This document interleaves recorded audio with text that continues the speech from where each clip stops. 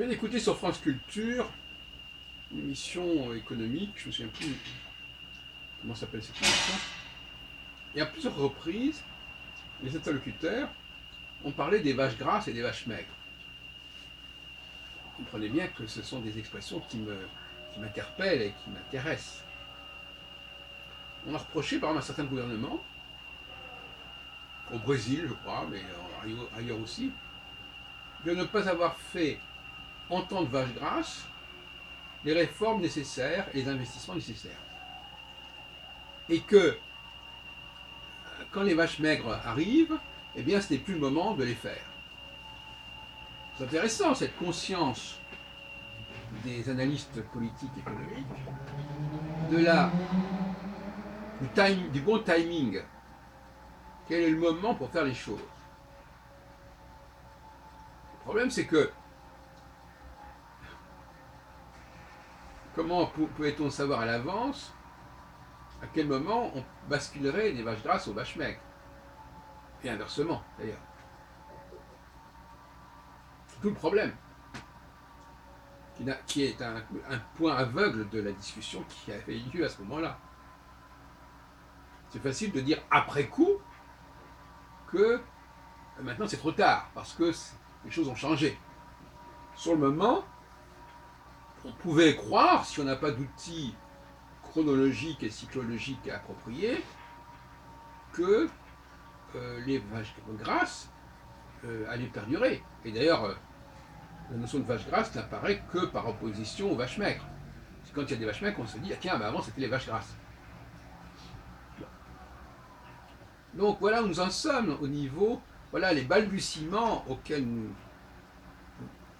nous trouvons, dans lesquels nous nous trouvons actuellement, face auxquels nous nous trouvons actuellement, du fait que on ne dispose pas d'un véritable outil prévisionnel. Sinon, après coup, c'est un peu tard. Si j'applique ce précepte à ce que je viens de dire, et si je considère qu'effectivement mes travaux sur ce qu'on appelle le triangle sidéral, qui se forme tous les 7 ans environ dans le ciel, et qui serait un signal qui déclencherait des énergies, qui déclencherait des motivations, et qui pourrait être effectivement une des causes, un des acteurs de ce processus des vaches grasses et des vaches maigres qui serait alternés en quelque sorte. Je rappelle que c'est une expression qui est empruntée au livre de la Genèse, à l'époque de Joseph, notamment. Il était en Égypte et quand il a dû interpréter le son de Pharaon. Il était en Égypte, alors le passage de Joseph est extrêmement intéressant, sur lequel je ne reviendrai pas, mais qu'on retrouve d'ailleurs, curieusement, également en Égypte, dans l'évangile selon saint Matthieu. Et, puisque c'est le père putatif de Jésus, excusez du peu. Donc, oui, en termes de politique sociale, de politique économique, il y a des moments où certaines réformes, certains projets passeraient mieux qu'à d'autres moments. Et donc, en fin de compte, la grande question qui est posée dans tout cela, c'est qu'on est toujours dans un phénomène de compte à rebours. Comme dans le domaine de la consommation, dont je parlais tout à l'heure à propos des yaourts. Il y a un compte à rebours, mais qu'on ne connaît pas. On le connaît pour certaines choses. On le connaît par exemple pour les calendriers électoraux. On sait qu'il ne reste plus que tant de mois avant de terminer un mandat. On sait que tel produit devrait être consommé avant telle date, que telle dette devrait être remboursée avant telle date. Ça, on sait. On sait faire. En revanche, on ne sait pas, au niveau, je dirais, de l'évolution de l'opinion publique, parce qu'en fin de compte, c'est un problème d'opinion publique. Ce n'est pas tellement les réalités dont on traite ici. Enfin, c'est des réalités, mais je veux dire, ce n'est pas la réalité économique qui est en cause ici, c'est sa perception, et surtout c'est le ressenti de la population. C'est ça qui nous manque. Et c'est cela que justement le triangle sidéral et sa contrepartie, la conjonction, peuvent nous apporter. L'état d'esprit des gens, du public.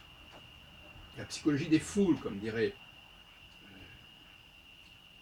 les spécialistes de la psychologie des foules du siècle passé, comme Sorel. Et donc, Gustave Le Bon, la question c'est, il y aurait effectivement une période où les gens ont tellement peur de l'avenir qu'ils sont prêts à faire des sacrifices par rapport à cet avenir. Ils sont prêts à épargner, par exemple. Ils sont prêts à faire des efforts pour garantir leur retraite. Il faut faire ça à des moments où les gens ont peur de l'avenir. En revanche, ce n'est pas bon de le faire quand les gens ont confiance en l'avenir. Et inversement,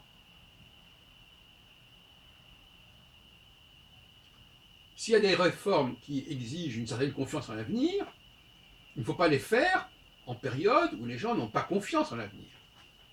J'essaie de parler très clairement et très simplement et directement, mais je crois que vous comprenez ce que je veux dire.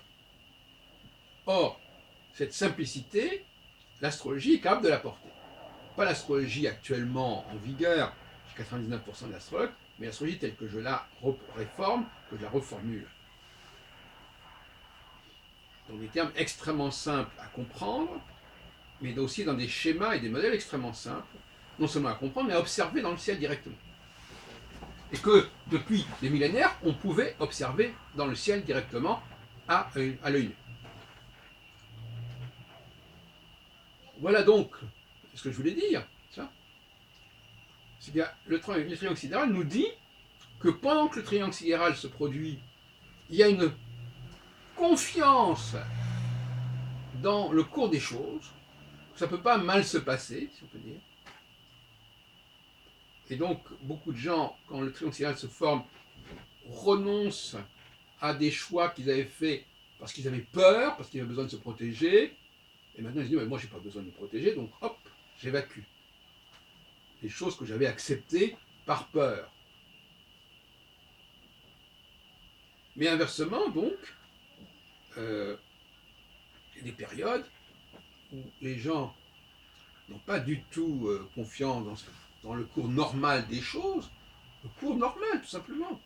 Et donc, il faut intervenir, il faut prendre des précautions, il faut prendre des mesures pour contrebalancer, pour contrecarrer le cours des choses, qui ne peut, à ce moment-là, que se dérouler de manière négative et inquiétante. Voilà ce que je voulais dire, n'est-ce pas? Et ce serait intéressant que dans quelques années, eh bien, ce type de modèle, ce type de référence, ce type d'études cycliques sur l'évolution des mentalités selon un cycle de 7 ans, mais qui en réalité passe par des phases de 3 ans et demi, que cela soit discuté sur France Culture comme quelque chose de tout à fait évident et bien reconnu, ce qui n'est évidemment pas le cas, mais on est sur la bonne voie quand on entend des économistes nous parler des vaches grasses et des vaches maigres. Ça veut dire qu'il y a une demande dans ce sens.